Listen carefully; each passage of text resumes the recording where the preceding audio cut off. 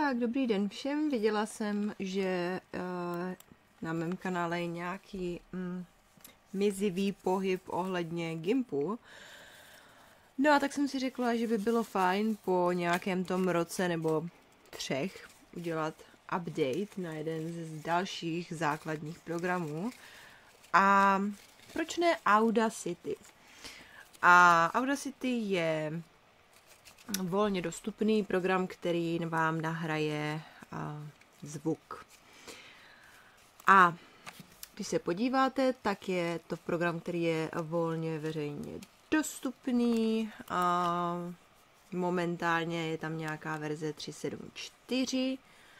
My jsme na verzi 3.4.2, takže i když je to podobné, tak já potom do titulku dám, která přesně to verze je. Tak, my tohleto teda přeskočíme a vrhneme se na takové nějaké základní úpravy, které by se vám mohly hodit, pokud potřebujete nahrát zvuk, případně pokud ho potom potřebujete nějakým způsobem vyčistit. Tady vidíte, že základní okno by mělo vypadat takto. Tady máme tu základní lištu a soubor úpravy výběr, pohled, pohyb stopy, vytvoření efekty, rozbor nástroje a nápověda. S tím úplně moc pracovat zatím nebudeme, podíváme se opravdu na ten základ. Ten základ je takový, že tady máme nahrávací tlačítko, které vypadá stejně jako všude jinde v kterýchkoliv jiných programech. Když ho zapneme, měl by se nám nahrávat zvuk, měla by se nám tady ukázat tady tato stopa a měla by se nám tady začít objevovat tato křivka. Pokud se tak nestane, je pravděpodobně záležitost na jiné video. My zůstaneme u těch základních úprav, ale bude dobré si potom ověřit, jestli tam máte mikrofon, který si myslíte, že tam máte, nebo tam máte něco úplně jiného. Já možná přeskočím a ukážu vám rovnou ten mikrofon, protože to je vlastně nějaký takový ten důvod, proč jsem to video začala nahrávat. A to je, pokud standardně máte k nahrávání možnost nějakého vnitřního mikrofonu, pokud používáte notebook, je to tak 50/50, ale většinou, když opravdu potřebujete nějaký dobrý zvuk, tak si na to vezmete externí mikrofon. Ten externí mikrofon by měl být nějakým způsobem klasicky zapojený přes nějaký kabel. Je to teda mikrofon, o kterém většinou víte. Pokud potřebujete ten mikrofon změnit, půjdete tady do toho nastavení zvuku. První, druhé, třetí nahrávací zařízení, třetí položka odzhora a vám tady vyjede všechny ty možné mikrofony, které máte k dispozici aktuálně. Což znamená, pokud se náhodou stane, že máte třeba klasicky Blue Yeti mikrofon a neuvidíte ho tam, tak buď máte u Blue Yeti špatný kabel, nebo jste si ho omylem zapomněli zapojit do počítače, nebo tam ještě funguje to, že to nefunguje, protože to není správně napojené v tom počítači. Ale v momentě, kdy teda to máte správně napojené v tom počítači, tak by vám tady v těch možnostech měl vyjet i ten Blue Yeti, pokud jich máte víc, vyjede vám víc, pokud máte jiný typ mikrofonu, měl by vám tady vyjet taky. Mně tady například vyjíždí kromě toho vnitřního mikrofonu mého notebooku, tak ještě další mikrofony, které jsou spojené s aplikacemi v mobilu, který se mi propojoval s počítačem. A asi až na jeden už je většinou nepoužívám. Takže ten vnitřní, tam ta křivka potom vám výrazně ukáže něco jiného, než byste očekávali. Než byste očekávali od Audacity. I Audacity potřebuje k takovému pěknému zobrazení pěkný mikrofon, ale na vyzkoušení. Takhle to vypadá ta křivka, když jste u normálního mikrofonu. A pokud tam nemáte rozdíl, tak doporučuji podívat se ještě na tady tuto škálu, protože pravděpodobně tu úroveň toho nahrávání nemáte na dostatečném procentu. Jo? Takže tady si nastavíte hlasitost mikrofonu, tady si potom nastavíte hlasitost přehrávání, dáte nahrávat a toto je maximální úroveň vnitřního mikrofonu. A k tomu, abyste ho mohli přepnout, musíte teda vypnout to nahrávání, respektive zastavit. Zase nahrávací zařízení, Blue Yeti. A teďka to trošičku vytánkujeme, protože ten Blue Yeti můžete vidět, že tady má trošičku větší tu ozvu toho hlasu. Můžete vidět, že je toho na té modré ose vlastně vidět víc a mělo by to být i líp slyšet potom. A ano, takže tohle to jsou všechno věci, které vy vlastně budete používat a které jsou pro vás důležité. Další věc, kterou budete 100% chtít vědět, když jste uživatel, tak je to, jak třeba vystřihnout tady ta hluchá místa. Audacity to má velmi intuitivní, uživatelské, vyberete to levým tlačítkem myši a dáte buď Ctrl+X jako cut, jako vyjmout, anebo pokud vám teda funguje tlačítko, které mě nefunguje, myslím si, že by to mělo být i přes delete, anebo tady máte potom ještě třetí možnost a to je vyjmout. Vyberete pravé tlačítko myši Ctrl+X, vidíte tady zkrátka vyjmout. Tu zvukovou stopu si vlastně můžete buď přiblížit nebo vzdálit. V momentě, kdy potřebujete editovat, tak ji většinou přiblížíte. Já to teďka momentálně dělám, protože je tak plynulé, Ctrl a posuvné kolečko na myši. Ale pokud třeba máte pokaženou myš nebo něco, tak tady máte ještě tu možnost té lupy. Tady vidíte Ctrl+1, nemám vyzkoušeno, ale asi taky funguje. A tady vidíte tu možnost si to přiblížit a podívat se na to zblízka a zase vyjmout. Tady to vzdalování zase potom slouží k tomu, abyste se mohli podívat na vlastně celkovou tendenci toho zvuku. Tady dole, jak je to zelené play, tak tady máte ještě rychlost zvuku, to znamená takové to strašné drmolení, které lidi, kteří na to nejsou zvyklí, nemají moc rádi. Ale když máte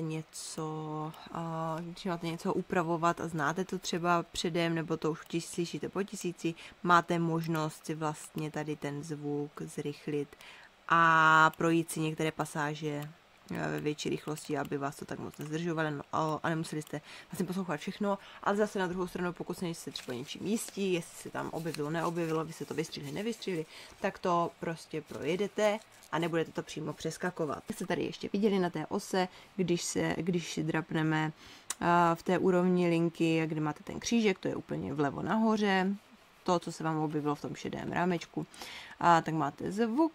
Tady si můžete nastavit více pohled, můžete si tady nastavit křivku, kterou máme my, a můžete si tady nastavit spektrogram, pokud byste na něco potřebovali. A nicméně, když pojedete tady dál, tak tady máte zvuk 1, protože to je první stopa, a potom tam máte subčísla 1, 2, 3, 4, protože to je rozdělené na 4 části a s tím potom můžete zvlášť pohybovat, jo? A pak to zase přiblížíte, vidíte, že vám tady, že se zastavíte o ten předcházející zvuk, když potřebujete. A pokud se tam uděláte nějaký třeba malus, něco se vám nepodaří a vy si chcete rychle vrátit, doporučuji Ctrl+Z. Ve většině programů Ctrl+Z funguje jako výborný záchranář toho, že já jsem si něco udělala a nechtěla jsem to vlastně. Tak, máme tady něco u toho zvuku. Můžete si přejmenovat samozřejmě tu zvukovou stopu, místo zvuk si tam můžete napsat třeba, nevím, František, kouzelná školka 01. A barvy vlny vidíte, tady máte různé barvičky, to ani nepoužívám za normálních okolností, nechávám tam to modré, a to klasické audacitovské, standardní, ale pokud by se vám to třeba i vadilo barevně, tak můžete si to přenastavit. Prohodit stereo kanály, to necháme být, formát, kmitočet. Teďka si zkusíme tady ukázat tady tato stopa a měla by se nám tady začít objevovat tato křivka. je jedna věc, pro kterou se vlastně Audacity nejčastěji používá. Vidíte, my to můžeme vlastně natáhnout. Takto. Vy vlastně můžete donahrávat a můžete si tam vytvořit tu zvukovou stopu další, my to teďka dělat nebudeme. Někdy nastává problém, který já teďka nemám, protože já mám gamingový počítač, který je strašně hlučný na chlazení. A já to teda tam neslyším momentálně.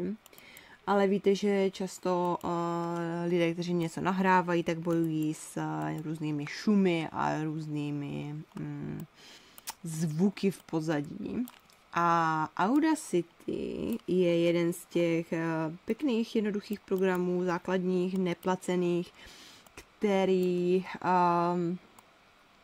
vám nabízí tu možnost ty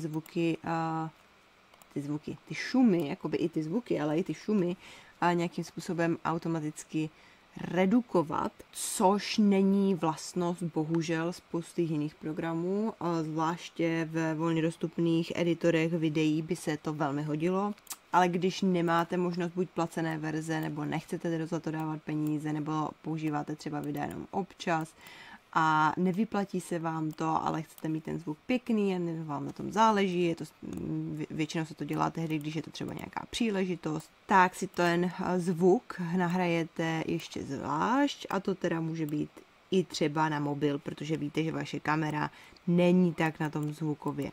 Nebo si třeba děláte nějaké zvukové záznamy a slyšíte vzadu huče nějaký větřák a začíná vám to lézt na nervy a stojí vám za to podniknout tu cestu a otevřu si to v Audacity a edituju si to.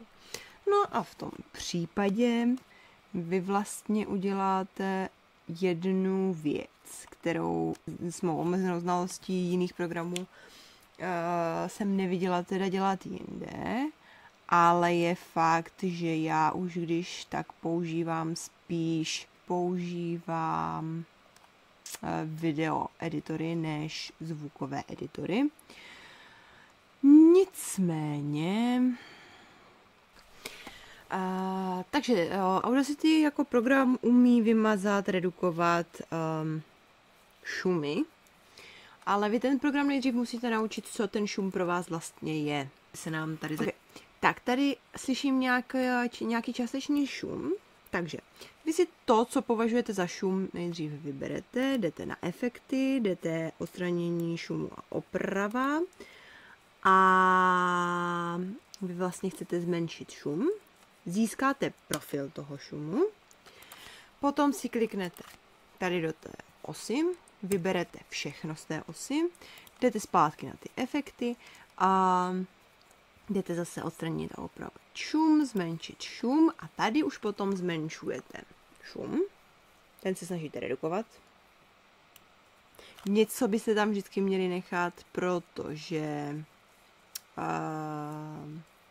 za prvé, aby to působilo přirozeně a za druhé protože vám to potom ten zvuk začne deformovat. A citlivost si můžete nastavit výš, vyhlazení kmitočtu zase, aby to nebylo moc oploštělé, jo, moc bych s tím jako opatrně. Tak a vy vlastně zmenšit, jo. A vy vlastně dáte OK, vidíte, že proběhl nějaký proces a tady si potom můžeme tu vyhlazenou verzi. Je maximální úroveň vnitřního. Pustit. Měl by se nám nahrávat zvuk, měla by se nám tady ukázat tady tato stopa a měla by se nám tady začít objevovat. Samozřejmě všechno z toho jde nastavit víc líp, jde se s tím víc pohrát, můžete si to zvětšit, můžete se opravdu podívat, protože tak modrá křivka, která je dneska jako, nebo kterou tady máme modrou, tak slouží k tomu, abyste si ten šum mohli oddělit i vizuálně, což znamená, vy se podíváte, co je pro vás šum. Mikrofonu. A teďka to trošičku vytánkujeme, protože ten Blue Yeti můžete vidět, že tady má trošičku větší tu ozvu toho hlasu, můžete ji vidět. Vy si ten šum definujete, vy si ho vyberete, vy si potom vyberete celou tu osu, na které se bude ten šum opravovat a vy si potom nastavíte zmenšení šumu, zvětšení citlivosti a vyhlazování. Do toho se snažte neúplně jít, aby vám to nedeformovalo tu křivku moc, aby to neznělo nepřirozeně ten zvuk. To taky chcete, aby to znělo přirozeně. Tak, Tady, takže důležité pro nás je hlasitost a který mikrofon. Tady je nahrávání, tady je přehrávání, tady je pauza, tady se zastavuje. Tady máme, že to můžeme dát do loopu, tady si můžete vybrat, co všechno bude v loopu. Ekvalizéry a hloubky a výšky, to jsou všechno už specializovaná videa, kde pokud budete mít zájem, můžeme si udělat nějaké video, ale pro to základní něco si nahraju, něco si přehraju, trošku si to upravím a edituju. To už není potřeba do toho jít tak moc, respektive to už by potom zasloužilo specializované video. Vy vlastně ještě potom v rámci té základní editace máte to, že si buď můžete ten projekt uložit a on vám zůstane v editovatelné podobě, anebo si potom potřebujete ten zvuk exportovat, a sice exportovat v jiném formátu. Vidíte, že tady máte zase klávesovou zkratku Ctrl Shift a E, kterou asi moc nevyzkouším, protože mi nějaké klávesy teďka nefungují, ale když je uděláme tady přes menu a menu, tak si dáme soubor, uložit zvuk v jiném formátu, tady si nastavíme název, tady si nastavíme kam, třeba sem, třeba Eli, tady dáme tak, stereo chceme, tady máme rate, tady máme bitrate mode, kvalitu a export range, něco důležitého, asi ne, formát MP3, uložit. A tady si ještě rozklikneme ten formát, jak vidíte, tak můžete ukládat stejně jako v mnohých jiných volně dostupných programech i v jiných formátech. WAV, klasičtější, starší formát než MP3 a jiné naopak zase mladší M4A, A3C, které už vám ale budou pravděpodobně zlobit, když budete potřebovat co nejuniverzálnější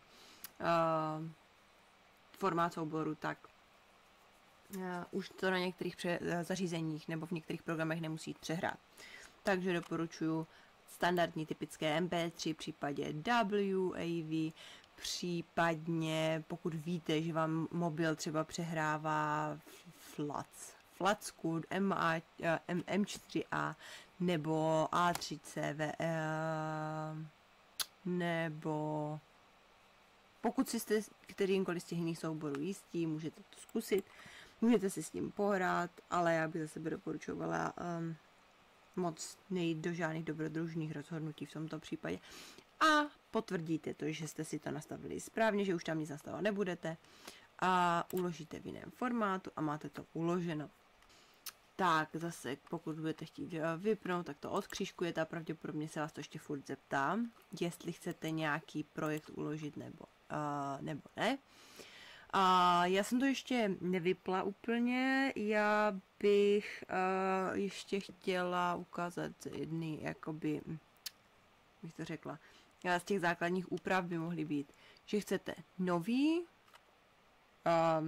novou složku já vám to ukážu. Tak, že chcete úplně novou čistou stránku, takže si ji můžete otevřít. A další, my teda zavřeme, další máme, že můžeme otevřít zvukový soubor, který by byl tady, kdybych nějaký měla, vzhledem k tomu, že nemám žádný zvukový, o který bych se chtěla podělit, tak ho tady nemám. Tím pádem nic, ale můžete si sem teda nahrát ten zvuk z mobilu tady otevřít, poslední soubory. A to je ty, s kterými se pracovalo v rámci vůbec, nejenom v Audacity. Tady máte zavřít, uložit projekt jako projekt Audacity, zálohovat projekt, uložit v jiném zvuku formátu. To jsme si ukazovali, exportovat jiné, nahrát zvuk, MIDI štítky původní data, takže pokud máte nějaká data na tom zvukovém souboru, tak je tady můžete nahrát, zvlášť nastavení stránky, tisk, ukončit, to asi nebudeme potřebovat, ale kdyby bylo potřeba třeba pro nějaké projekty vytisknout, tak vidíte, že se to tady dá. Tak, no A to by bylo všechno. A já se loučím a budu se těšit a pokud máte třeba návrhy na nějaký jiný program, který by vás zajímal, tak dejte vědět. Do komentářů samozřejmě budu ráda za jakékoliv podporující komentáře, lajky. Příště na viděnou. Zatím.